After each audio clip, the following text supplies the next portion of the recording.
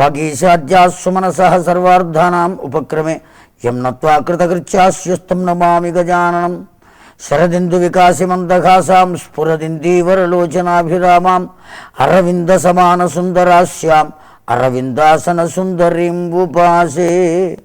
ఈ విభాగంలో 83వ సూత్రం దగ్గరకు వచ్చాం మనం. ఈ 83వ సూత్రంలో నారదుల వారు ఇత్యేవం వదంతి జనజల్ప నిర్భయాః కుమార వ్యాస సుక శాండిల్య గర్గ విష్ణు కౌండిన్య ఏతత్ భక్తాదయః భక్త్యాచార్యః. ఈ సూత్రం ద్వారా ఎంతమంది భక్తులు ఏకమతమై ఉన్నారో ఈ సూత్రం ద్వారా తెలియజేశారు. కుమార వ్యాస సుక శాండిల్య గర్గ విష్ణు కౌండిన్య శేష ఉద్ధవ బలి హనుమత్ విభీషణాదయ వీరందరూ భక్తాచార్య. ఇక్కడ నారదుల వారి ఉద్దేశం భక్తుల యొక్క వరుస చెప్పడం కాదు, భక్తుల పరంపరను తెలియచేయుటయే. భక్తుల వరుస అయితే ప్రహ్లాద నారద పరాశర, ఆ వరుసలో నారదుల వారు కూడా ఉన్నారు. చెప్పుతున్నది నారదుల వారే కనుక మిగిలినటువంటి భక్తులందరినీ కూడా తెలియజేశారు.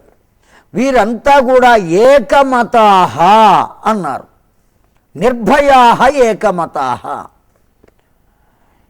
ఏ విధమైనటువంటి సంశయము లేకుండా ఇప్పటి వరకు మనం చెప్పుకున్నటువంటి 82 భక్తి సూత్రముల ద్వారా ఏ విధమైనటువంటి భక్తిని ప్రతిపాదించామో దాని యందు ఏకమతస్థులై ఉన్నారు అని చెప్పారు.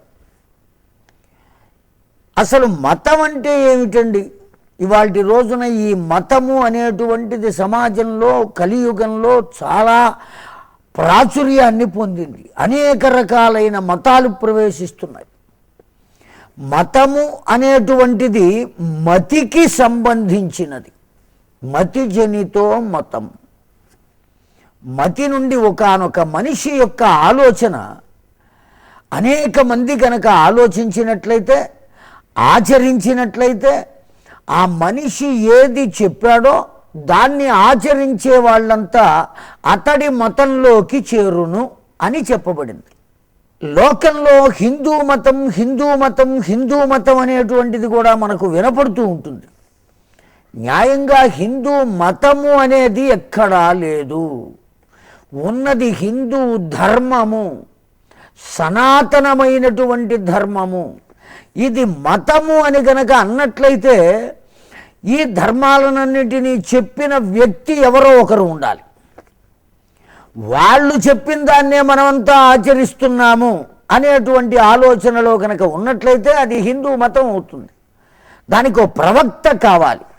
ఈ మతానికి ప్రవక్త ఎవరు? ఈ హిందూ ధర్మం సనాతనమైనది, వేద సంబంధమైనది. వేదములు ఎప్పుడు పుట్టినాయి అనేటువంటి నిర్ధారణ చేయడానికి ఎవరు చేయగలుగుతాం? ఎంత విద్యావేత్త కానీ ఎవరైనా కానీ వేదము ఫలానా అప్పుడు పుట్టింది, లేదు ఫలానా వారు రచించారు అని చెప్పే అవకాశం లేదు. అపౌరుషేయము అని చెప్పారు. వాటంతటా అవిగా సృష్టింపబడినాయి, వచ్చినటువంటివి, ఆవిర్భవించినాయి. అటువంటి వేద విహితమైనటువంటి ధర్మమే సనాతనమైన ధర్మమైంది. ఆ సనాతనమైన ధర్మమే హిందూ ధర్మంగా పిలువబడుతోంది లోకంలో. అంతే తప్ప ఇది మతం కాదు. అయితే ఈ భక్తి విషయానికి వచ్చినట్లయితే భక్తిలో కూడా అనేక మందికి అనేక రకాలైన మతములు. గరుడవర్ధన పూలు ఉన్నాయి. ఈ పూల యొక్క రేఖలు ఎట్లా ఉంటాయి? అపసవ్యంగా ఉంటాయి. వ్యతిరేక దిశలో ఉంటాయి. ఓ పెద్ద మనిషి ఏం చెప్పారంటే, అయ్యా ఈ పూలు పూజకు పనికిరావు అన్నాడు. ఎందుకు పనికిరావయ్యా? ఇవి అపసవ్యంగా ఉన్నాయి గనక ఈ దళములు పనికిరావు అన్నారు. దాంతో ఆ పూలతో అర్చన చేయడం మానేసింది కొంతమంది. ఇదిగో ఈ మతానికి చెందిన వారంతా, ఎవరైతే ఇది మానేశారో ఆ మతానికి చెందిన వారంతా. ఎందుకంటే ఆయన పూజ చేయొద్దన్నారు కదా, ఆ పూలు పనికిరావు. ఇంకా ఏ పూలు పనికొస్తాయి? చామంతి పూలు పనికిరావు. కారణం ఏమంటే అందులో పుప్పొడి రేణువులు ఉండవు, అన్నీ రేకులే. ప్రత్యేకించి చామంతి పువ్వులో పుప్పొడి రేణువులు ఉంటాయా? ఉండే అవకాశం లేదు. బంతి పూలు ఉంటాయి, ఆ బంతి పూలల్లో పుప్పొడి రేణువులు లేవు, కానీ అవి పనికిరావు పూజకు. మరి అయినప్పటికీ ఇప్పటికి అనేక ప్రాంతములలో కేవలం బంతి పూలతోనే అర్చన చేస్తున్నాం. అయ్యప్ప మొదలైనటువంటి దీక్షలలో ఆ బంతి పూలతో ఆ పువ్వు ఒక్కటిగా ఉంటే, ఒక్కటిగా ఉన్న ఆ పువ్వుని కూడా విడదీసి రేకులుగానే భగవంతుడికి అర్పిస్తున్నాం. మరి పూజ చేయవచ్చునా? అందులో పుప్పొడి రేణువులు లేవు కనుక అది పనికిరాదు. ఈ మతం ఒకటి. అనేక రకాలైనటువంటి మతములు ఈ భక్తిలో కూడా. కేవలం శ్రవణ భక్తియే గొప్పదయ్యా, మిగతా భక్తులు గొప్పవి కాదు అనేటువంటి వారు కొందరు. కేవలం గానం చేయడమే భక్తిరా, ఇంకా ఏవి భక్తి మార్గాలు కావు అనేవారు కొందరు. కేవలం కూర్చుని ధ్యానం చేయడమే భక్తి, ఇంకా ఏది భక్తి కాదు అనేవారు మరికొందరు. ఇలా ఈ భక్తిలో కూడా అనేక రకాలైన మతాలు ఉన్నాయి. ఎవరి మతం వారిదే. ఎప్పుడైతే వాదనకు వచ్చామో అది కూడదు అనే కదా నారదుల వారు చెప్పింది.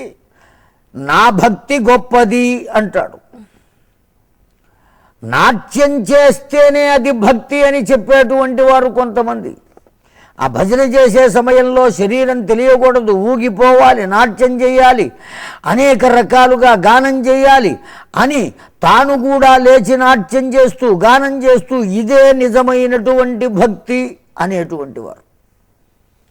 ఇదేది కాదయ్యా, నేను భగవన్నామం చెయ్యను, భజన చెయ్యను, అర్చన చెయ్యను, యజ్ఞయాగాది క్రతువులు చెయ్యను, కేవలం మానవ సేవ చేయుదును, ఇది మాత్రమే భక్తి అనే మతం కలిగిన వారు ఉన్నారు. అనేక రకాలుగా మానవ సేవ వాళ్ళు ఆచరణ చేస్తూనే ఉంటారు. వాళ్ళ ఆచరణలో ఏమైనా లోపం ఉన్నదా అంటే ఏ లోపం లేదు, అది భక్తి. ఇలా అనేక రకాలైనటువంటి మత భేదం ఈ భక్తిలో కూడా ఉన్నది. కానీ నారదుల వారు ఈ సూత్రం ద్వారా ఏం ప్రతిపాదించారు అంటే, అయ్యా నేను చెప్పినటువంటి ఈ సూత్రములను అన్నిటినీ కూడా అనుసరించి ఇవియే నిజమైనటువంటి భక్తి సూత్రములు అని అంగీకరించినటువంటి భక్తులే ఈ ఉన్నటువంటి వారంతా అని చెప్పారు. ఎవరెవరయ్యా వాళ్ళు? కుమార, సనక సనందన సనత్కుమార సనత్సుజాతులు, బ్రహ్మమానస పుత్రులై యథా పంచహాయనో, ఏ సమయంలో అయినా, ఏళ్ల వేళలా, ఎన్ని సంవత్సరాలైనా, యుగాలైనా 5 ఏళ్ల వయస్సు వారి వలనే కనబడతారు. వాళ్ళు అంత చిన్న పిల్లలుగా ఉంటారు. యథా పంచహాయనో, అటువంటి సనత్కుమార, సనక సనందన సనత్కుమార సనత్సుజాతులు ఈ నారద భక్తి సూత్రములను వారు అనుసరించారు. ఈ భక్తి మార్గమే భక్తి మార్గం అన్నారు. కేవలం వారు మాత్రమేనా? వ్యాస భగవానుడు కూడా ఈ నారదుల వారు ఉపదేశించినటువంటి భక్తి సూత్రాలను అంగీకరించారు, దాన్ని అనుసరించారు. నారదుడు స్వయంగా శ్రీమద్భాగవతాన్ని వ్యాసునకు ఉపదేశం చేస్తే, వ్యాసులు సుఖయోగీంద్రునకు ఉపదేశం చేస్తే, సుఖయోగీంద్రుడు పరీక్షిత్తునకు ఉపదేశం చేయటం ద్వారా లోకవ్యాప్తమైనటువంటిది శ్రీమద్భాగవతం. భక్తి కరడుగట్టినటువంటి దివ్యమైనటువంటి గ్రంథం, మోక్ష గ్రంథం, తురీయమైనటువంటి గ్రంథం.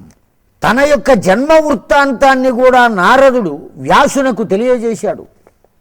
గడచిన జన్మలో నేను దాసీదాని పుత్రుడనయ్యా, కేవలం మహానుభావుల యొక్క సేవ చేయడం చేత ఆ భగవన్నామం చేసే అదృష్టం నాకు కలిగింది. ఆ భగవన్నామ స్మరణ చేత మెరుపు మెరిసినట్లుగా కనురెప్పపాటు కాలంలో ఆ భగవంతుడు దర్శనమిచ్చాడు. ఆ దర్శనం ఇచ్చిన తర్వాత అదృశ్యమైపోయాడు. ఎప్పుడైతే అదృశ్యమయ్యాడో నాలో అప్పుడు ఏర్పడింది రూపాసక్తి. ఇంకా వాణ్ణే చూడాలి, వాణ్ణే చూడాలి, వాణ్ణే చూడాలి అనేటువంటి ఆలోచన కలిగింది. కనబడలేదు, దుఃఖపడ్డాను, రోధించాను, విలపించాను. ఆ విధంగా అలా దుఃఖపడుతున్నటువంటి నన్ను చూచి దయగలిగినటువంటి ఆ సర్వేశ్వరుడు పరాత్పరుడు, నాయనా ఈ జన్మలో నేను నీకు పరిపూర్ణంగా కనబడే అవకాశం లేదయ్యా, వచ్చే జన్మలో నీవు బ్రహ్మ మానస పుత్రుడవై నా అంశతో భగవన్నామ స్మరణ చేస్తూ నా పార్షదుడవై జన్మిస్తావయ్యా అని వరం ఇచ్చాడు. ఇదిగో ఇప్పుడు నేను నారదుడనై జన్మించానయ్యా, నారాయణుని పార్షదుడనై నారాయణ నామ స్మరణ చేస్తూ త్రిలోక సంచారినై బ్రహ్మమానస పుత్రుడనై ఆ భగవంతుని సేవ చేస్తున్నానయ్యా, కనుక భగవంతుని గుణగానం చేయవయ్యా అని శ్రీమద్భాగవతాన్ని వ్యాసునకు ఉపదేశం చేశారు నారదుల వారి. కనుక వ్యాసులు కూడా ఈ భక్తి మార్గాన్ని అనుసరించారు. వ్యాసుని నుండి ఉపదేశం పొందినవాడు గనుక శ్రీశుకుల వారు కూడా ఈ భక్తి మార్గములనే అనుసరించారు. శాండిల్యుల వారు కూడా ఈ భక్తి మార్గాన్నే, గర్గాచార్యుల వారు యదువంశానికి పురోహితుడైనటువంటి గర్గాచార్యుల వారు, ఆ గర్గాచార్యుల వారు సాక్షాత్తు విష్ణు భగవానుడు ఈ మార్గాన్నే అనుసరించారు. శేషుడు, ఆదిశేషుడు కూడా ఈ భక్తి మార్గములనే అనుసరించారు. కౌండిన్యుడు ఈ భక్తి మార్గాన్ని అనుసరించాడు. రాక్షస జాతిలో పుట్టినటువంటి వాడైన బలిచక్రవర్తి కూడా ఈ భక్తి మార్గములను అనుసరించాడు. రామునకు సేవకుడై భక్తాగ్రగణ్యుడు అని పిలువబడేటువంటి హనుమత్ ఆంజనేయ స్వామి కూడా ఈ భక్తి మార్గాలనే అనుసరించాడయ్యా. ఇంతేకాదు విభీషణాదయోహో, విభీషణుడు కూడా ఈ భక్తి సూత్రములనే అనుసరించి పరంపరగా ఈ విధమైనటువంటి భక్తి మార్గాలను అనుసరించడం చేతనే వాళ్ళు దివ్యమైనటువంటి భగవత్ పదమును పొందగలిగారు. విభీషణుడు శరణు అన్నాడు, అన్యథా శరణం నాస్తిత్వమేవ శరణం మమ. ఆ సందర్భంలో సుగ్రీవాదులంతా రామచంద్రుని అడ్డుకున్నారు. ఏమయ్యా, వాడు శత్రుస్థానం నుంచి వచ్చినవాడు, అటువంటి వాణ్ణి నీవు స్వీకరించవచ్చునా? రేపు ఏదైనా ప్రమాదం కలుగుతుందేమో, కాస్త విచారించవయ్యా, స్వీకరించవద్దు అని చెప్పారు. ఒక్క హనుమంతుడు మాత్రం పరీక్ష చేసి యోగ్యతను ఆలోచించి అప్పుడు మన వైపుకు రానివ్వవయ్యా అని చెప్పాడు. రామచంద్రుడు మాత్రం ఆర్తత్రాణ పరాయణ దీక్ష దక్షుడు గనుక ఎవరు శరణు అని ప్రార్థిస్తే వారిని రక్షించేవాడు గనుక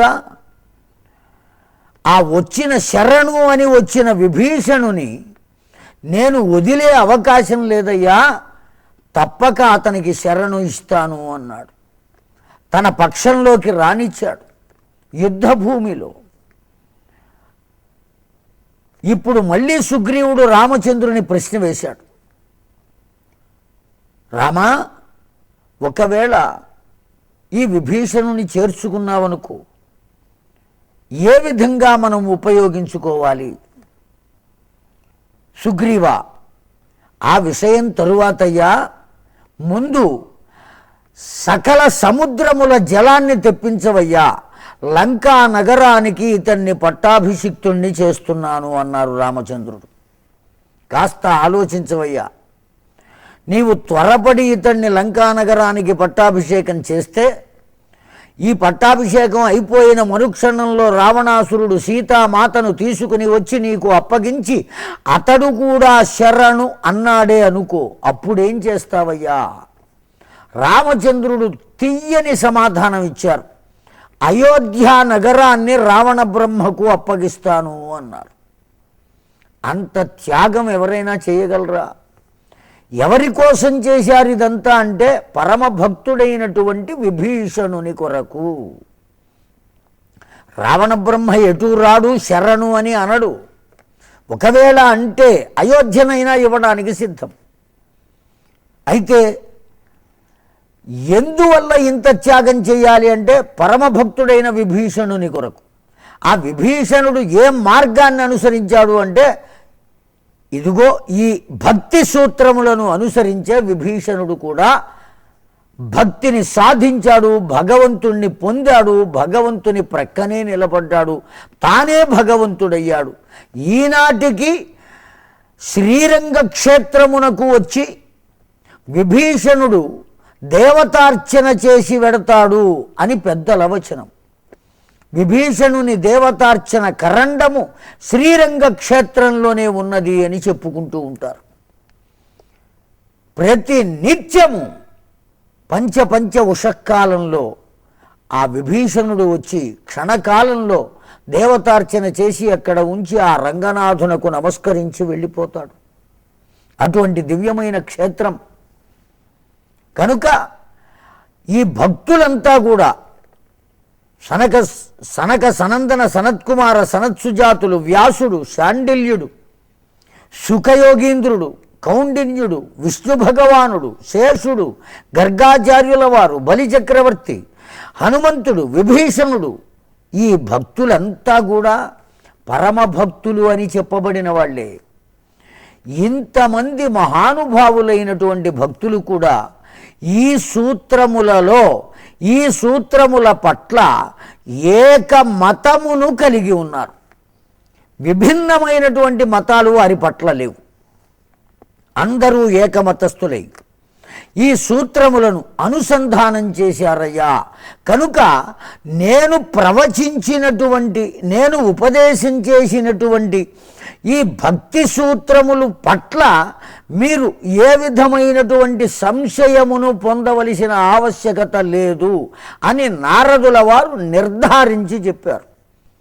కారణం ఏమంటే ఒక న్యాయస్థానంలో కూడా ఏదైనా ఒక కేసును వాదించాలి అంటే ఇటువంటి కేసు ఇంతకు ముందు ఏదైనా వచ్చిందా, దానికి ఏ విధమైన న్యాయ నిర్ణయం చేశారు అనేటువంటిది న్యాయ అధిష్టానంలో కూర్చుని ఉన్నటువంటి న్యాయాధినేత తన రూమ్లోకి వెళ్ళి ఆయా గ్రంథాలన్నీ తీసి అప్పుడు న్యాయస్థానం ఏ విధంగా ఇచ్చింది, న్యాయ నిర్ణయం ఎట్లా చేసింది, ఈ పరిశీలనలన్నీ చేసి ఇప్పుడు వచ్చిన ఈ కేసుకి మనం ఎట్లా చెయ్యాలి అనేది నిర్ణయించుకుని అప్పుడు ఆ న్యాయాధినేత న్యాయాన్ని నిర్ణయించి అక్కడ ఉంచుతారు. అదేవిధంగా ఎవరైతే ఈ భక్తి మార్గములను ప్రవర్తించారో ఆ విషయాన్ని మనం కనుక తెలుసుకోగలిగినట్లయితే అవే భక్తి మార్గాలను మనం కూడా అనుష్ఠానం చేసి అనుసరించే అవకాశం ఉంటుంది కదా. అందువల్ల నారదుల వారు ఇది ఏదో నేను పొరపాటునో గ్రహపాటునో చెప్పింది కాదయ్యా, యాథాలాపంగా కూడా చెప్పింది కాదు, సూత్రీకరించినవి. వీటిల్ని ఎవరెవరు అనుసరించారు అంటే బ్రహ్మమానస పుత్రులైన సనక సనందనాదులు కూడా ఆచరించారు. 18 పురాణములను, ఉపపురాణములను, వ్యాస విభాగమును, ఆ వేద విభాగమును చేసినటువంటి వ్యాస భగవానుడు కూడా అనుసరించాడు. పుట్టుకతోనే యోగి పుంగవుడైనటువంటి సుఖయోగీంద్రుడు, శాండిల్యుడు, కౌండిన్యుడు, గర్గాచార్యుల వారు, సాక్షాత్తు స్థితికర్త అయిన విష్ణుమూర్తి, ఆయనకు శయ్య అయినటువంటి ఆదిశేషుడు, రాక్షస చక్రవర్తి అయిన బలిచక్రవర్తి. ఎటువంటి భక్తుడండి బలిచక్రవర్తి! ఆ బలిచక్రవర్తిని పాతాళమునకు నెట్టివేసినటువంటి కారణము చేత ఈ దోషమును పోగొట్టుకోవడానికి పరమాత్మ ఒక ఆలోచన చేశాట. అతడి దోషం ఏమీ లేదు కదా, ఆ అదితి ప్రార్థన చేత వామనుడనై జన్మించి ఈ విధంగా నేను ఆచరించాను కదా, ఈ దోషాన్ని పోగొట్టుకోవటం కోసం నేను ఆ బలిచక్రవర్తి యొక్క పాతాళమున ఆ ద్వారము వద్ద కావలి ఉండాలి అని నిర్ణయించుకున్నట్టండి. సాక్షాత్తు నారాయణుడు పాతాళమునకు వెళ్ళి ఆ బలిచక్రవర్తి ద్వారము వద్ద కాపలా ఉన్నాడు. వైకుంఠము ఖాళీగా ఉన్నది. లక్ష్మీదేవి దుఃఖపడుతోంది. ఈ పరిస్థితుల్లో అగస్త్యుల వారు తపస్సు చేశారు. దేవదేవ జగన్నాథ విశ్వాత్మ, నీవు పాతాళంలో ఉంటే ఎలాగయ్యా, నీవు కనపడకపోతే మేమంతా ఏ విధంగా జీవించాలయ్యా, కనుక నీవు తప్పకుండా మాకు ప్రకటము కావలే ప్రార్థించాడు, తపస్సు చేశాడు.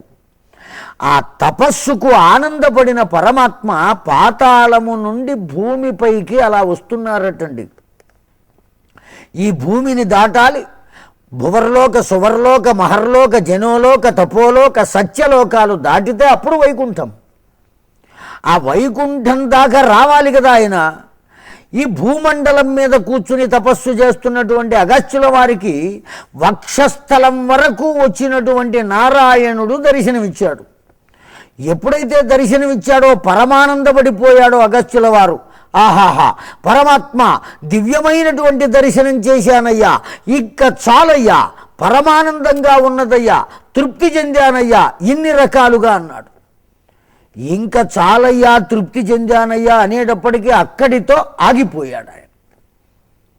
అలా ఆవిర్భవించినటువంటి నారాయణుని దివ్య మంగళ రూపమే ద్వారకా తిరుమల అని చెప్పబడేటువంటి ఆ నగరంలో ఉన్నటువంటి స్వామి యొక్క దేవళం. ఎంత మహత్తరమైనది! అక్కడి కనుక మనం వెళ్ళినట్లయితే స్వామి స్వయంగా ఉద్భవించినటువంటి ఆ మూర్తిని దర్శనం చేసుకునే భాగ్యం. తరువాత తిరుమల నుండి తీసుకుని వచ్చి ఓ విగ్రహాన్ని దాని వెనుక ప్రతిష్ఠ చేశారు. కానీ ముందు వక్షస్థలం వరకు ఉన్నటువంటి ఆ స్వామి స్వయం ప్రకటమైనటువంటి తండ్రి. కనుక బలిచక్రవర్తి కూడా అంతటి భక్తుడు. తన ద్వారము వద్ద భగవంతునే కావలి ఉంచినటువంటి భక్తుడు. ఆ బలిచక్రవర్తి కానీ, ఆంజనేయ స్వామి వారు కానీ, విభీషణుడు కానీ, వీరందరూ కూడా ఈ భక్తి మార్గాన్నే ఏకమతంగా భావించి అర్చించారయ్యా, ఆచరించారయ్యా అని ఈ 83వ సూత్రము ద్వారా నారదుల వారు మనకు ప్రతిపాదించారు. శైదం శ్రేష్టం లభతే నారద ప్రోక్తం శివానుశాసనం సప్రేష్టం లభతే సప్రేష్టం లభత ఇతి. ఇదం నారద ప్రోక్తం. ఇప్పటి వరకు చెప్పబడినటువంటివి ఇవన్నీ కూడా నారదుల వారి చేత చెప్పబడినాయి. శివానుశాసనం అని ఈశ్వరుడు శాసనం చేశాడు. ఇదే భక్తి అని కూడా పరమేశ్వరుడు శాసనం చేశాడు. ఎవరైతే దీన్ని విశ్వసిస్తారో, విశ్వసించినప్పుడు సప్రేష్టం లభత ఇతి, వాళ్ళు తరించుట అనేటువంటిది సత్యం. ఎట్టి పరిస్థితుల్లోనూ వాళ్ళు తరించి తీరెదరు. సాక్షాత్తు బ్రహ్మమానస పుత్రుడై విష్ణువునకు పార్షదుడై ఉన్నటువంటి ఈ నారదుల వారి చేత ఉపదేశింపబడిన ఈ సూత్రములు ఏవైతే ఉన్నాయో ఇవి విశ్వసించి ఆచరించినట్లయితే సప్రేష్టం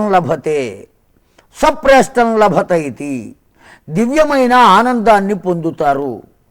వారికి నేను దర్శనమిస్తాను అని శాసనము చేసిన వారెవరయ్యా అంటే పరమేశ్వరుడు అని చెప్పారండి. శివానుశాసనం. పరమేశ్వరుడు శాసనం చేయటం ఏమిటయ్యా అని మళ్ళీ మనకు ప్రశ్న వస్తే, వైష్ణవులలో శ్రేష్టమైన వాడెవరయ్యా అంటే సాక్షాత్తు ఈశ్వరుడే. ఆ ఈశ్వరుడు చేసిన శాసనం కనుక ఈ విధమైనటువంటి భక్తి మార్గములను ఎవరైతే ఆచరించగలుగుతారో వాళ్లకు దివ్యమైనటువంటి స్థితి కలుగుతుంది, ఆనందమును పొందుతారు అనేటువంటి విషయాన్ని నారదుల వారు 84వ సూత్రంలో ప్రతిపాదించారు. ఇప్పటి వరకు మనం నారద దర్శనము, నారద భక్తి సూత్రములు అనేటువంటి శీర్షికతో ఉన్న ఈ 84 సూత్రములను మనవి చేసుకున్నాం, మననం చేసుకున్నాం. శ్రీ వెంకటేశ్వర భక్తి ఛానల్ ద్వారా దర్శించేటువంటి భక్తులైనటువంటి వారందరికీ కూడా ఈ 84 సూత్రములు అనుసరణీయములే. వీటిల్ని బాగా మననం చేసి అనుసరించి, కనీసము కొన్నైనా అనుసరించి ఆ భక్తి మార్గాన్ని పొంది ఆ భగవంతుని దివ్యమైనటువంటి దర్శనాన్ని కూడా పొందవలే అని ఆకాంక్షిస్తూ స్వస్తి. ఓం నమో వెంకటేశాయ.